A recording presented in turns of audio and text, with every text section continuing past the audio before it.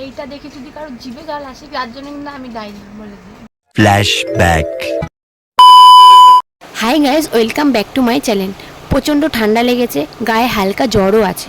দুপুরবেলা খুব খেতে ইচ্ছা করছিল টক জাতীয় কিছু, তাই বানিয়ে ফেললাম লেবুর পিনিক। লেবুর পিনিক বানানোর জন্য নিয়ে নিয়েছি একটা গন্ধরাজ লেবু।